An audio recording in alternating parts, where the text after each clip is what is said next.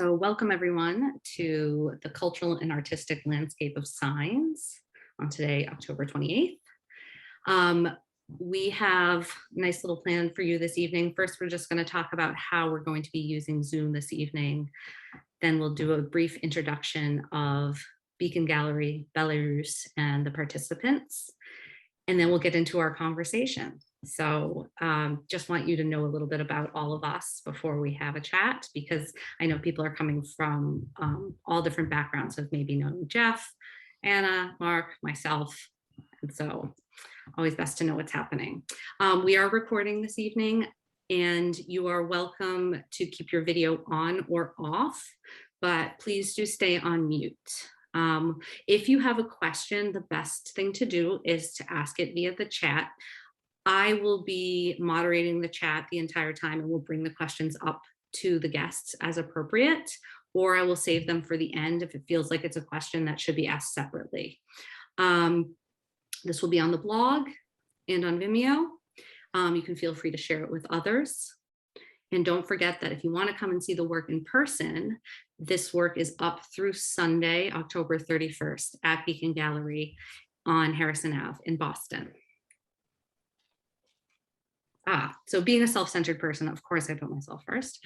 I'm Christine O'Donnell, the owner of Beacon Gallery, which is in Boston. There's a little picture of the gallery in the corner if you ever want to come visit us. We are a contemporary art gallery that was founded in 2017, and our focus is activism, social justice, and other issues of that nature. Our exhibition program includes thought-provoking solo and group shows and community building events. Our next show that's coming up is Karen Tabb's Humanity is Not a Spectator Sport, that opens on first Friday in November. That's November 5th, 5 to 8 p.m. So if you're in the neighborhood, please come and join us. Belarus Arts Initiative, who's my partner this evening for this programming, is a nonprofit supporting creative exchange in the visual and performing arts and connecting communities in the US and Eurasia. And this was inspired by, Anna, you're going to have to pronounce this, Belarus. BRAI started in 2009.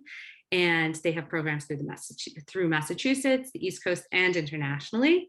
And they have the soirée in St. Petersburg that's coming up at 2 p.m. on November 7th. There'll be some information on the next slide. And they also offer a membership program called BR360 with lots of things like studio tours for artists and wine tastings and more. So if anyone is interested, there is an in-person concert that is happening at Faneuil Hall. On to our artists before we get back to Anna, who's will also be joining us. Mark Kelner is showing right now at Beacon Gallery, solo show, Dollar City. He is a visual artist and filmmaker based in Washington, D.C. and Brooklyn. He has the tagline of conceived in Russia, born in Ohio, and raised by television. His practice centers on the distortion of signs and symbols, cigarette labels, oil and gas station logos, fast food signs, and retail culture, among other touchstones. In 2019, Solaris, Shelter for the Next Cold War, garnered wide acclaim and over 13,000 visitors. Prior to the art world, he worked with filmmaker Steven Spielberg at the Shoah Foundation, and he's also worked at the Hermitage Foundation. So he's had a diverse career. Geoff Hardigan is a conceptual artist and photographer from Somerville, Massachusetts, who also works in wealth management. Cash for Your Warhol, which is his current project, looks at art as commodity, a reference to financial chaos and the ubiquitous signage that responds to it. These are printed on corrugated plastic, which is the exact material used by others putting up signs to buy houses, cars, and gold, which is deliberate because it's trying to create an ambiguous message when installed on the street. He's also the creator of Somerville Gates and the co-founder of the popular public arts destination known as Graffiti Alley in Central Square, Cambridge. Now on to Anna. Anna Weinstein is a reformed economist and trained artist, born in St. Petersburg, educated in Boston and in Oxford. She's the co-founder and executive director of Belarus Art Initiative. She previously served as creative director of the Hermitage Museum Foundation and a cultural envoy for the State Department. She authored and contributed to many publications on varied topics in the art and performance history of the Russian and Soviet empires and their contacts with Europe and the US, among them the Belarus and the art of design and dance and fashion. And with that, I'm going to stop sharing our slides here and hand it over to Anna, who's going to start talking to our guests. Thank you very much, Christine, Thank for you. all those great introductions and for partnering with us on this exciting program. And, I'm glad everybody's, we've had a good number of people catch up and log on, while we're doing the intro. So welcome everybody who's joining us this evening for the conversation.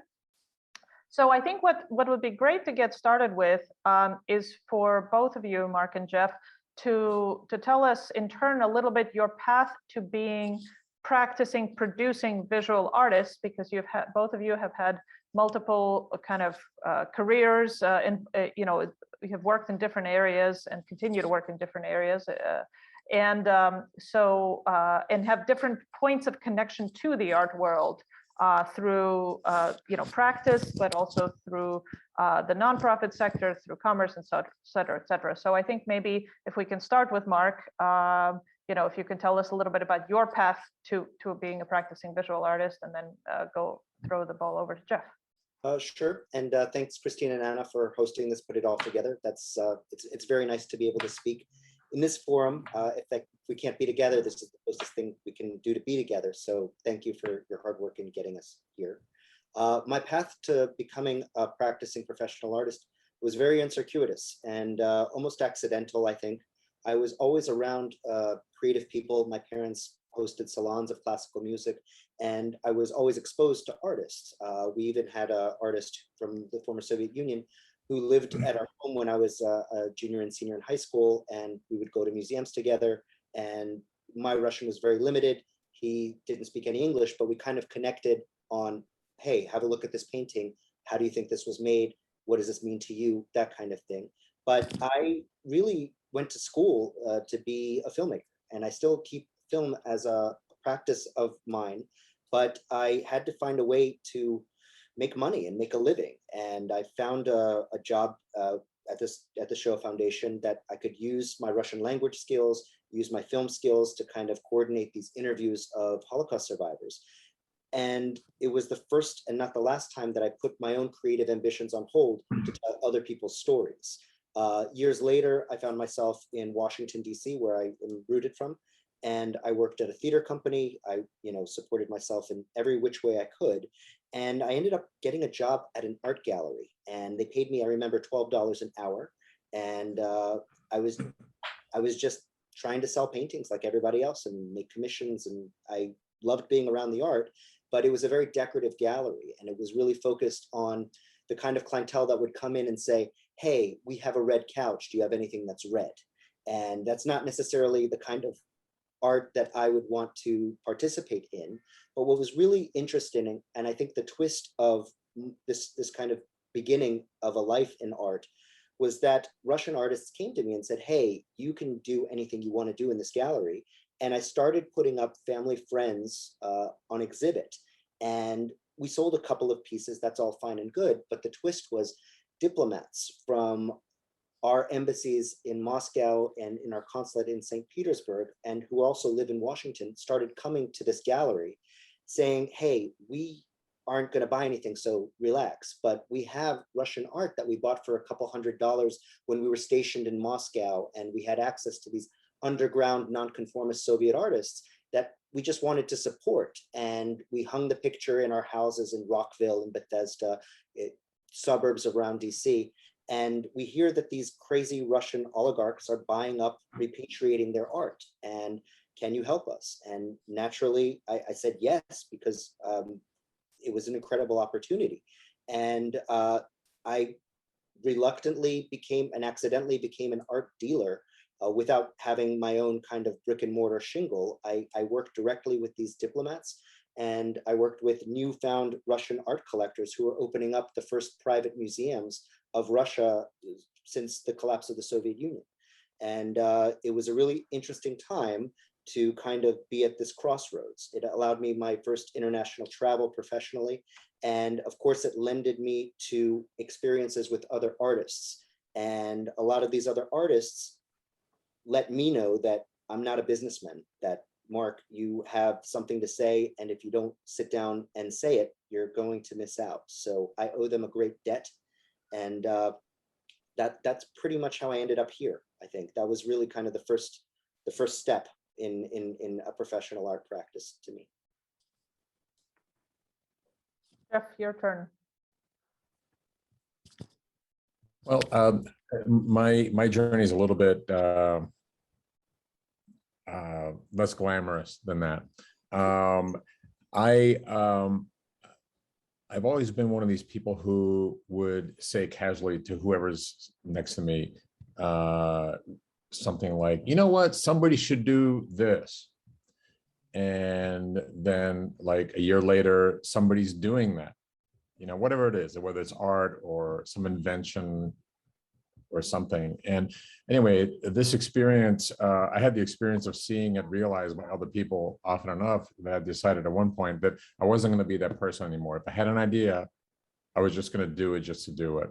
So I did have an idea back in 2003 about doing an installation about collecting actually discarded ATM receipts, because I'm interested in people and money and what money means to them, and money is a measuring stick and so on. It ties into Cashflow Warhol, but back then, that's when people would just throw away their ATM receipts in the garbage can. So I went through the waste paper baskets and ATM locations pretty much wherever I traveled. It made my wife crazy. And I collected about 3,000 discarded ATM receipts and installed them in a studio that somebody lent me for open studios in the South End. And it took me about a week to install it. I put these receipts up in a grid very precisely, almost and pinned, almost like insects are pinned at the museum, in this sort of solid-woodish grid, very precise and orderly. I used the level and everything, and it was up for 3 days, and I was in the studio the entire time, and I found the experience so energizing, because I invited people to come and see it, but I didn't tell them what it was about, because I wanted them to just walk into the room and be confronted by this installation. You know, once you reveal what it is, it's kind of lost, and the shock value is less. But people were very excited about it, and so was I, and it gave me enough energy to just, if I have an idea, I just do it. And it's, you know, it's funny, the thing about ideas is you don't know when they're going to come or what they're going to look like. But I trust my intuition to just kind of push it forward. Some of them have been more successful than others. Cashflow Warhol, which is what we're talking about right here, is actually lasted a lot longer than I thought it would. We've been through 2 financial crises since I started the project, and I still get phone calls, requests for stickers, etc. It's been really a fun ride. So it's basically the idea. So how I got here is the idea that I view art as a form of expression, and it allows me to get an idea out into the public and enjoy whatever happens to it. Well, that's a natural segue to my next question, which is, you know, for some of the people, or many potentially of the people who are participating in this conversation may not have seen one or the others of your work, or perhaps neither. I would be curious if you could share with them your experiences of audience experiences of your work, some interesting perspectives that you gained from that, interesting responses that you observed to your work, you know, how people have engaged with it. And while you're doing that, I'm going to go through the slideshow so people can see the work. How does that sound? Sure. All right.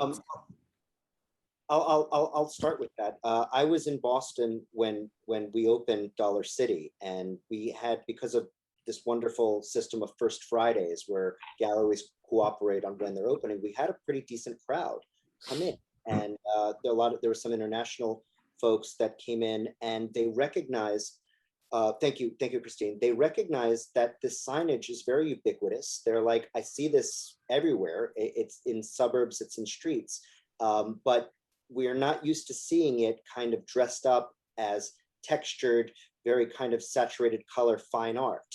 And so there is what, in the way that Geoff was referring to, there is a shock value that people come in and I have to kind of get out of the way because I want to see how they're experiencing this. This was very much done during the time of COVID. This was all paintings that were made by me during lockdown, essentially. My studio's 15-minute drive from my home.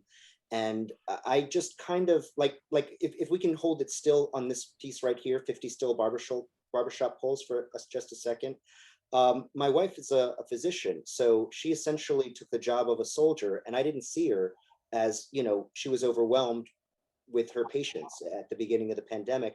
And there was an obsession also, if you guys remember, there was no masks, there was shortages of gloves, and essentially we had to fend for ourselves. So I remember going out, trying to meet with university folks that classes were canceled, and for instance, a college outside of DC in Baltimore had 10,000 gloves. I would drive from DC to Baltimore and pick up these gloves. And on the way, I'd pass all these barbershops, for instance, and they're not moving. The poles that we generally see moving, kind of suggesting, yes, this business is open or this business may be closed, they're just gone. And so I noticed how I wanted to create a facsimile of that representation. I wanted very much to say, okay, this is a very specific point in time that needs documentation.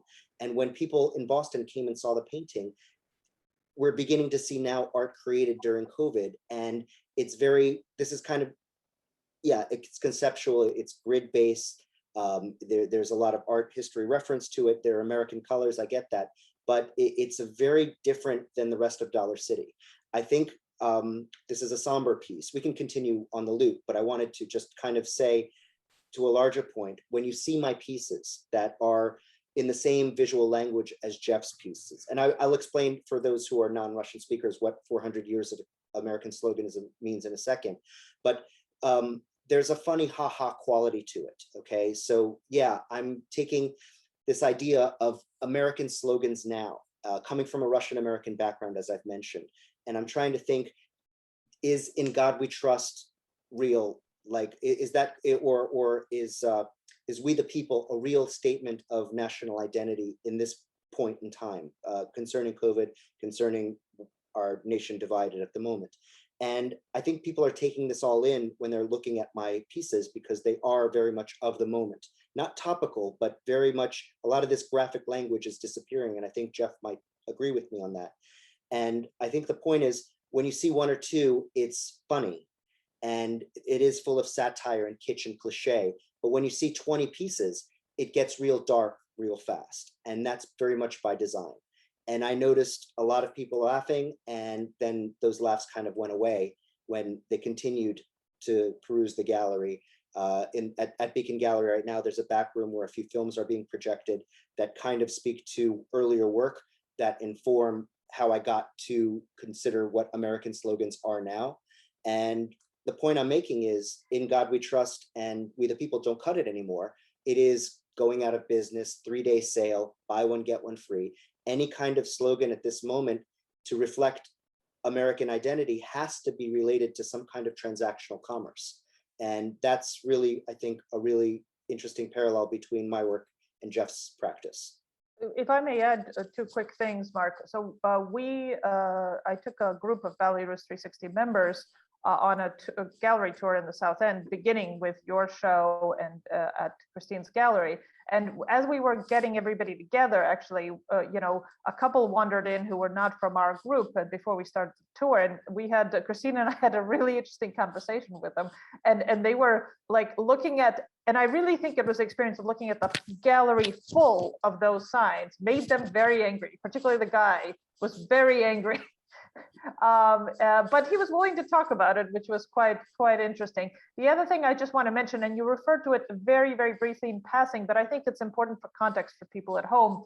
You only saw this in the last maybe couple photographs. Texturally, the visual graphic language is very flat, but it's important to understand that in those paintings, there's a lot of texture that shows up when you actually look at the piece in real life, done by palette knife. So there's a lot of reference to artistic gesture underneath those slogans and those flat colors. And that's just a nuance. Maybe Christine, if you can pull it up on the CVS one and the one following, the ones with red, the red and white ones. It was, if you look closely at the edges, you do see a little bit of that texture that people can understand. Yeah. So, but maybe at this point, let's also give Geoff a chance to share some of his audience interactions, because it sounds like in a lot of his work, he's actually present during the installations to really engage with people. And he has some really interesting perspectives. So yeah, here, just to conclude this, you see in the pizza, around the A, you see a little bit of the reflection, and then the mattress of the M, you see a little bit of that texture, which otherwise is sort of obscured in a lot of the photographs in the presentation. I guess I only see it probably because I know to look for it, but it is there, and it's part of the work that's kind of important. So anyway, go ahead. While this slide is up, and I want to give Geoff, his time to answer your question, but I think everyone's seeing the same red text on white background. That's very much, it is textured. It works as a sign and it works as fine art, and that's really what I'm trying to express. That what I see in the street is as much art as what can be created originally. But by just taking this object that's in the street. That sign, Ridley, is the one in the mattress sale is on Rockville Pike, and I know you're in Rockville, Maryland at the moment. It's by a dumpster, and I just found it. But the idea is just to take this object and to take a facsimile of it, put it under lights on a gallery wall, is kind of this moment that I feel that we're in, okay? But there's also a direct reference to Soviet banners that are also white letters on red and red letters on white, that kind of suggest these ideas of ideology, whereas in America we don't have an ideology, we have products, and I don't want to monopolize the talk too much, but thank you, Anna, for bringing that up. I'm really proud of the textures that I'm able to create with the knife, but it doesn't translate very well into pictures. Yeah. Well, we can come back to the sloganism stuff later on in the conversation. I think let's throw it over to Geoff to talk about some of his interesting audience interactions. Well, specifically about Cassidy Warhol, Christine, I don't know if you want to show what the signs look like, or I can show you the sign. I can show you an example right here. Here's what the signs look like for you guys who haven't seen it. So these are plastic signs, 12 by 18. It's a working number, which is where most of my interaction happens. You can see right there, that's a sticker installation that I did in Inman Square, and the ones on the right are I did 6 signs that were about that reference COVID. I've done some billboards. This one is in South Carolina. I've done some in other cities, Miami, Boston, Philadelphia, and I recently did a print sort of parroting Waffle House, which is anybody who's been in the South is sort of a landmark. I love the signage of Waffle House. It just I love it.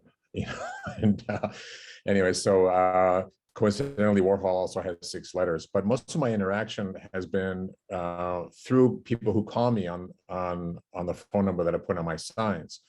The first set of signs that I did, I was so excited about doing them in 2009 in March. I just had to jump on the idea immediately, and I contacted this place in Oklahoma that makes the signs.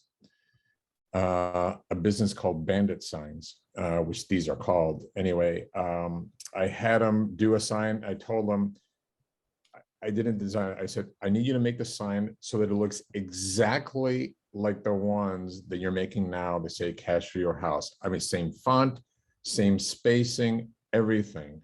And put 24-hour message service and put this phone number on it. And the phone number was my cell phone. And so they did that. After they didn't know what Warhol was, they asked me, what is Warhol? And I said, we'll talk about that later. But send me the signs. I got 100 of those signs. And the first one that I put was on the lawn of the Rose Museum. Some of those who were paying attention back then know that Brandeis came into tremendous financial strain for a whole bunch of reasons, and they were threatening to sell their collection. So I put a sign on the front lawn of Brandeis, of the Rose Museum, a sign which I'm told is now in the Rose lunchroom. And then I started to put them on telephone poles. That's typically what I like to do. And with, people were sharing images on social media, and the word got around, and then I started to get phone calls. I thought everybody would get the joke, but not everybody got the joke. And with social media, it's sort of a 24-hour business. I was getting calls at 3 a.m. from Europe, and it just became annoying. So I switched over to a Google Voice number. So all my calls are archived, and I've gotten thousands and thousands of calls. I don't know how many calls, but and I would say the kind of calls that they are curiosity seekers. People just want to know if it's a working number or if it's a real business. And if you call that number, you can have the experience. Some people might be somebody who saw a sign at 2 a.m. coming out of a bar, and they're like, "Hey, dude, I got a Warhol," that kind of stuff. I have people who really like the project and they get it immediately, and they just want to say, "Hey, love what you're doing." And believe it or not, I've had a fair number of offers to sell legitimate Warhol work, which is really kind of stunning when you think about it, that somebody would call a number that's on a telephone pole or a sticker to sell a work that is worth a fair amount of money, not small. But that's why, if you look at the image on the left, Go Solar Today, window tinting, internet. I mean, yeah, of course they're going to call, because everybody's doing it. That's why these signs exist. And it blows my mind that anybody would sell their house to somebody who has a phone number on a telephone pole, but it's happening. And it's also happening with Warhol or with art. And it was a completely unexpected effect. Anyway, that's how I interact with the public. And people put pictures up on Instagram and in other places, and it's great to see. I'll stop there. But can you maybe also say a few words when you did do that installation in a gallery in I think Somerville or Cambridge, where you did sit in an actual physical gallery space where you had these signs? You mean the storefront? Yeah, the storefront, exactly. Yeah, sure. In 2016, I borrowed a storefront for 2 months. It's in Inman Square, not far from where I live, and it was so much fun. I had the whole thing. I brought signage in by professional vinyl sign maker. It actually looked like a real store. I had a Western Union sign. I had fake boxes with Warhols that were ready to ship. I had a desk, a phone. I had the cat with the hand going like this, all the time that you see in the Chinese restaurants. And I had a couple of chairs. People would come in, and it wasn't open 24 hours a day, but I was there, a lot of that time, and it was so much fun. Just see people walking by, get the reactions, because I'm in the store, you can see them walking by. And then it was designed in such a way that it was meant to confuse. It was right on the edge of, is this real or is this not real? And what's going on here? It's not exactly clear.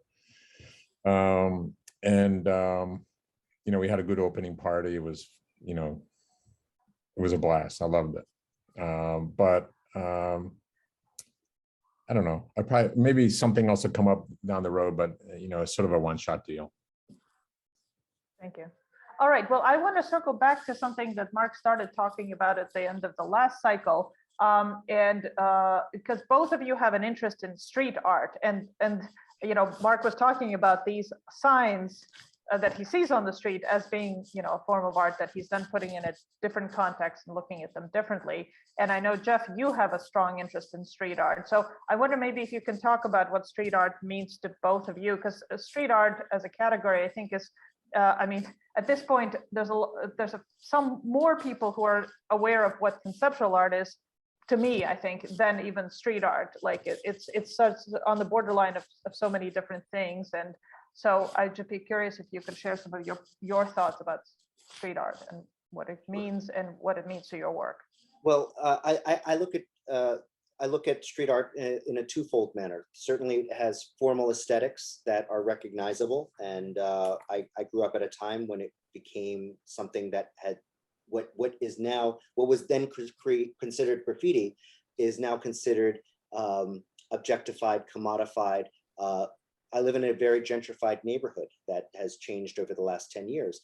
And there used to be a lot of graffiti. Now, 10 or 12 years later, developers are asking graffiti artists to make murals inside the lobby as selling points for their condos that they're selling, you know, and that's a little bizarre for me to see, because it's the same artists that were once considered outlaws or, you know, rebels or something against the grain of what's considered fine art.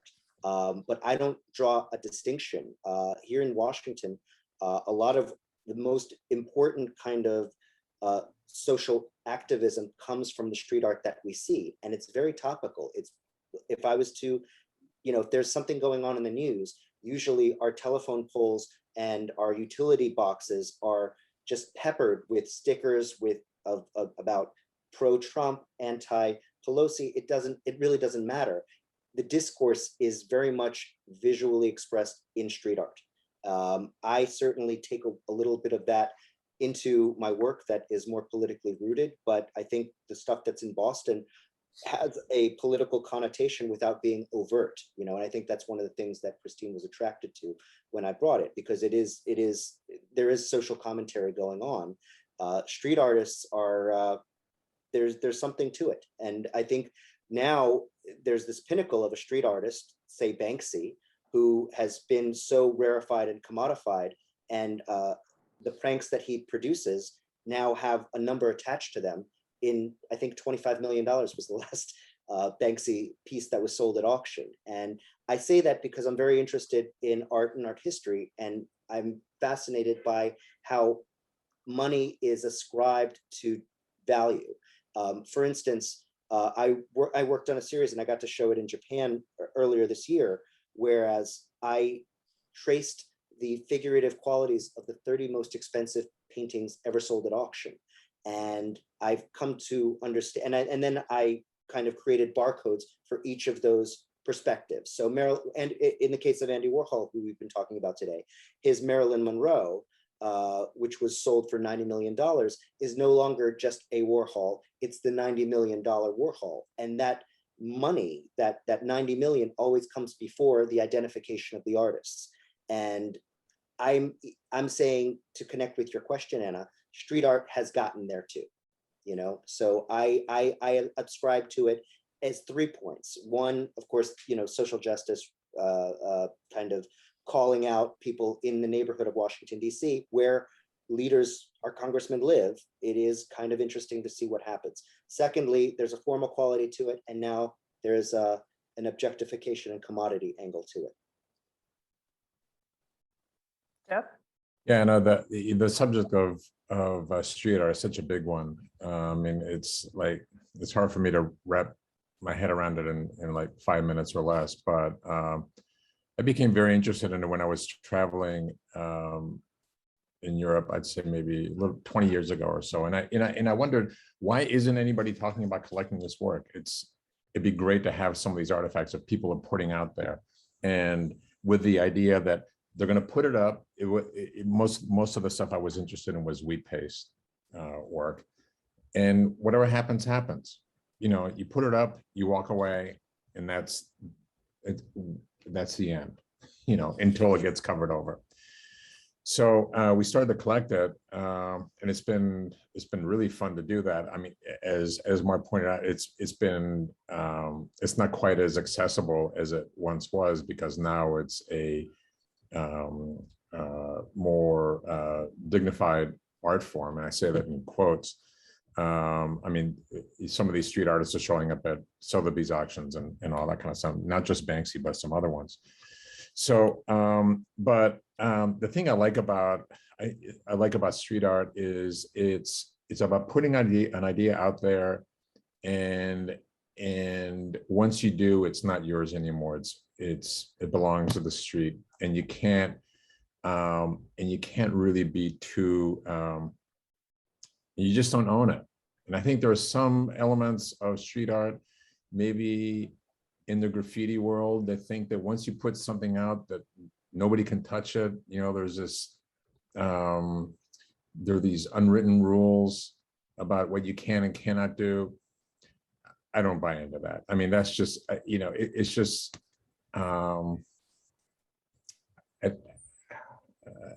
yes, sure, some of them put a lot of work into it, but that's not the part of having street in the public that I ascribe to. Well, Jeff, sorry, Anna, can I show some of the pictures that you have of street art that you sent me? Oh, sure.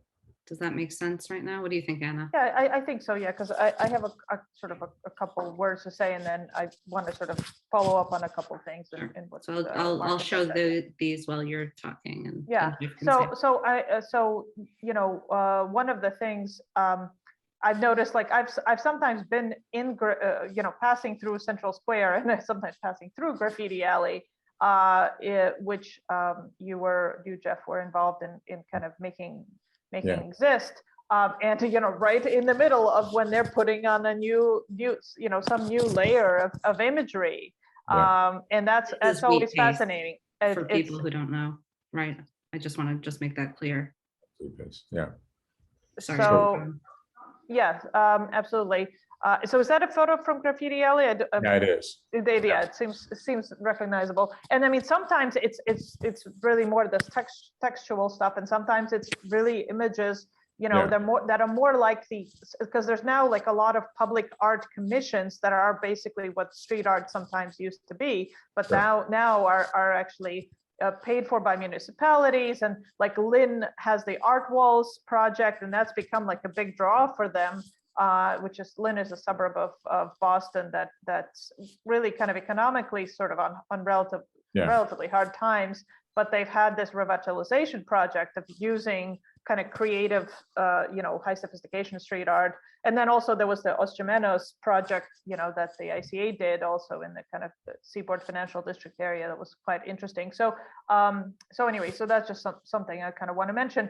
But I want to actually pick up, because one of the other things that was a theme we were going to cover in this talk, and I don't want to go on too much longer before we open it up to questions from the audience, but I think one more round of perspectives would be good, is the ideas around the meeting points of art and commerce. And I think it was really interesting how Mark brought up that with street art, it's becoming commodified. It's having financial value attached, whereas before some of it was about reclaiming spaces that were out of economic reach to the people who were doing street art, and it was there putting their stamp on these spaces. And so it was a totally not commercial activity that now has become commercialized and valued and objectified. And so, you know, kind of broadening beyond street art then sort of to generally, you know, the art world, and this whole like insanity around art investment that's going on. You know, I wonder if you can share your perspectives more generally about art and commerce. Well, as you call yourself a reformed economist, I have to call myself a reformed dealer of art. And first time in my life, I really early out, I met with people who were these foreign service officers who don't make a tremendous amount of money, but were able to bring art as a symbol of their experience. They went abroad, they wanted to bring home a souvenir and at the same time, they wanted to support an artist. And that's a very natural and beautiful thing, okay? And let's say a picture hung in the same place for 40 years. I walk into the house, I take a picture with my iPhone 1 in 2006, and I'm able to write a nice essay about said artist. And I would recognize that Sotheby's and Christie's are now selling these artists for $50,000 to $100,000. And I go back to these wonderful, working people and say, hey, you're not going to believe this, but you won the lottery. And immediately out of the gate, I recognized that the person that is, this transaction is going from a generation that loves the art and got to know the artist to someone who wants to objectify and commodify and have a thing. And that's kind of toxic sometimes. And I hope I'm not speaking out of turn, because Christine, you own a gallery and your job is to promote artists and to cultivate collectors, and that's all fine. But I was exposed to these art fairs, and it is, to me, I mean, it was very difficult being a creative guy, in the vein that Geoff said, hey, I had these ideas conceptually, and even though I work in this part of I have a career here, it's upsetting that my voice isn't being heard. My voice wasn't being heard when I was surrounded by this kind of money at the highest levels, because I was dealing with Russians, which was very odd for me. And essentially I had to make a choice. Either I'm going to be an artist or I'm not. And so I had to walk away, and I left that. And I don't mean to make it about biography, but I kind of was in it, at the heart of it, and meeting dealers and meeting museums, and it takes away from a personal quest for expression, and money gets in the way. And in the same way that the Barcode series exists, and I welcome everyone to go and see it on my website, it's everything that I had to say. A lot of people, let's take the example of the Salvator Mundi, which is a piece of questionable provenance. Was it an actual Da Vinci? It was sold for $450 million. And it's never going to be called a Salvator Mundi. It's the $450 million painting. The money is the story. And I'll let Geoff take over from here, but I'm of a generation that didn't have, let me put it this way. If I was around in the 60s, 70s, and 80s, like as a practicing artist, there were stories and there were cultural critics in newspaper, be it the Boston Globe with, I think, Sebastian Smee, and Washington Post and the Times, and they would say in their reviews of exhibits about artists, hey, you got to see this show, so-and-so has something to say. This is a really interesting show. This is a very different approach to art. The interest of the journalist would be in the artistry, in the personal expression. Now in mass media, the only stories that are publicized is when something is sold, because the money complements the art, and art isn't understood without that money partner. And it's upsetting. And an entire generation of young people come to my studio and come to my shows, and they are in on the joke that I'm pulling off, but the first question is, how much is that? They objectify, commodify right out of the gate. And that's a tough pill to swallow. And if that amount isn't high enough, then they value it less. That's right. That's absolutely right, Geoff. Oh, this isn't that good. It's only $500. It's crazy. Yeah. That's sort of at the heart of what my project is all about. It's about the commodification of art. It's basically,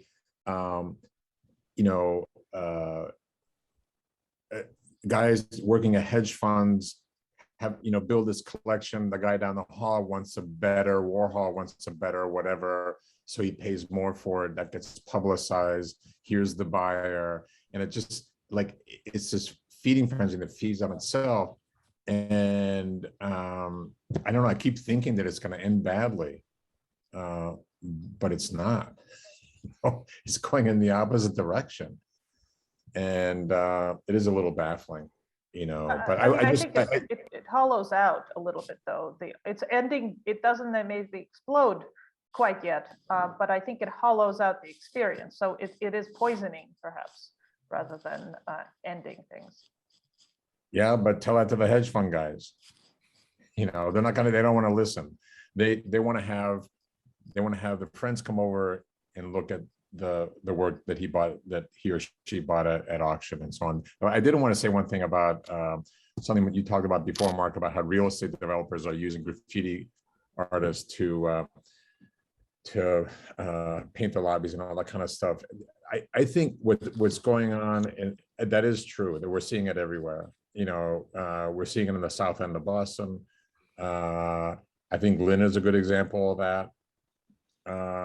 I think we saw it happen in a big way in Wynwood in Miami. If anybody's been down there, that's a very good example. A lot of these artists were lured in with the promise of you can paint on this wall legally, just do whatever you want. And a lot of them are either unpaid or they're all underpaid. Some of them aren't paid anything. And I think they're being taken advantage of. You're seeing a lot of backgrounds like the wall in Central Square appear in fashion magazines, you know, music videos. The artists are not being compensated. And so, yeah, the art form is being widely accepted, but the artists are kind of being left out of the economic impact that it's having on the projects that they paint on. So I don't know how to solve that, but it's worth pointing out, I think. Thanks, Geoff. Yeah, and I'd just like to add one thing is that so it's interesting art money has been a part of art patronage for a long time.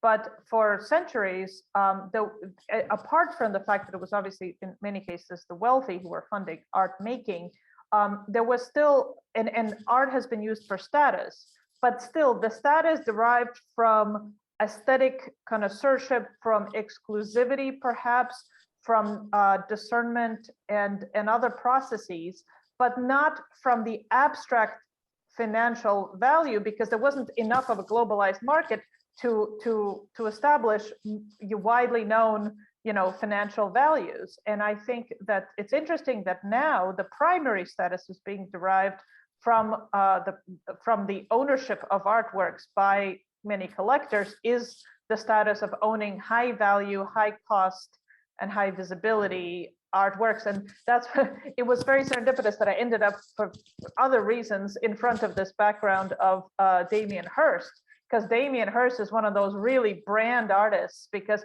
and you know, there's all these people who, like, you know, they want to like go to Art Basel and buy a Damien Hirst for as much money as possible, or at Sotheby's for as much money as possible, and say, well, this is my Hirst, and you know, I bought it here, and can you believe how much I had to pay for it? And you know, and so yeah, there's like Mark says, the money is one of the primary stories, and sort of the kind of conceptual underpinnings, the aesthetic ideas, the relationships that one might have potentially had with an artist, all of that falls away, and it's all reduced to a number. So that is it's an interesting phenomenon. All right. It's not about the art, it's about the money. It's Exactly. not about what the object is. It's not, are those butterflies, is that a skilled print? You know, why, you know, nobody investigates why are there 6 on the one that's just behind your left shoulder instead of, you know, it's all this, you know, how does that relate to, what are his influences? Nobody cares. Well, people care, but I mean, you know, many don't. Absolutely, absolutely. So I think it's probably time, Christine, don't you agree that we sort of open it up to our audience to ask our panelists, you know, their questions as well? Definitely. I put in a prompt in the chat. If anyone has questions, to put it in there. I would also say, if you're feeling brave and you want to unmute yourself and just ask the question, you can do that. We just need to make sure that we're not talking over each other. So feel free to put something in there. And and here we have Ridley's just come in with a nice long question. I'll read this aloud to you guys, and then we can go from there. Sign art has been especially interesting over the last few years, because in addition to the commercial signs, your art parodies, there's been a lot of really great protest art, like the Women's March around Black Lives Matter Plaza in DC. And in contrast to commercial sign art, the political signs are more purely expressive and not generally made with thoughts of monetary gain. Has this influenced your approach to sign art or changed the way you view signs at all? I'll start with that. Ridley, I am one of those guys who also makes politically grounded work. I have collaborators. One's a curator and one's a graphic designer for political campaigns, a strategist. And so at the time of COVID, we did this project called the Viral Art Project, where we kind of like created a call online that said, hey, we need PPE. Our doctors are not safe, and therefore patients are not safe. And so we just made public service announcement posters in the style of like Rosie the Riveter in like World War II. We would take a face of someone and with some Photoshop, some illustrations, kind of create these James Montgomery flag-esque pieces like I Want You or Uncle Sam, but in the age of COVID, as a way of trying to make it a little transparent and a little referential to the poster history, which I obviously take a lot of my cues from. And so the graphic language has changed. I'm noted, like when I saw my first cache for your Warhol, I was blown away in the way that Geoff wanted me to be, and I'm just meeting him here tonight for the first time. I'm like, wow, that's a guy of my tribe. Like he understood the topography, the spacing between words. It's bad design on purpose. This is a very hard thing to pull off. I'm really proud of what I'm showing at Beacon Gallery, because there's some flourishing touches of design, but generally it's bad topography on purpose, and it makes it look very, very good. And so that is very funny. I like that. Christine and O'Donnell at Beacon Gallery shows bad design on purpose. what Mark, we're going to try to finish up around 7 o'clock, so I may just cut you off there. I apologize. Geoff, if you want to add something to that, feel free, but then I would ask you to rebound with how much did it cost to get cache for your Warhol off the ground, and recommendations for first-time sign artists as well. Very quick answers. I love the political signage. I actually have collected some of it, one in particular from the Women's March in 2017. How much did it cost to get cache for Warhol off the ground? Well, it doesn't cost that much to crank out 100 signs. So the cost of that, plus nails, plus a hammer and gas money, you're looking at, it comes out to like a few bucks per sign, not too much. The Google Voice is free, but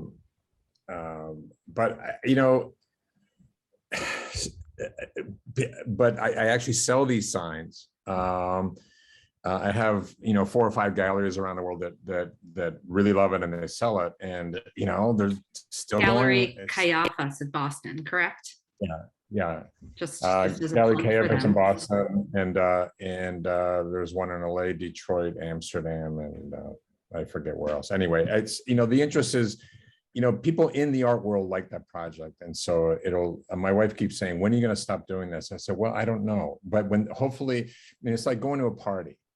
You don't want to be the last one to leave, for sure, but it's still like kind of bubbling along.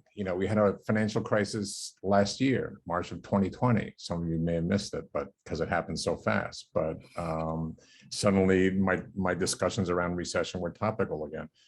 I'm coming out with a new sign that references Squid Game, which is about money. For those of you who have seen it, you'll understand that. So anyway, that was my long, short answer. Sorry about that. I overran.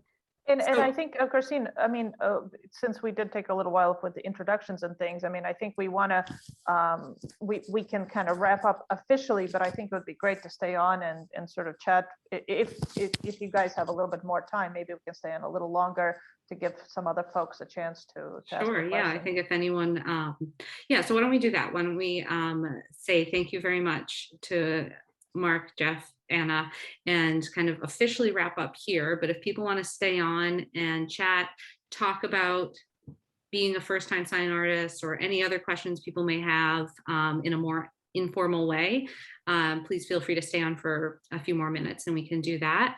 And so thank you very much. And I'm going to stop the recording, for instance, now. Thank you all.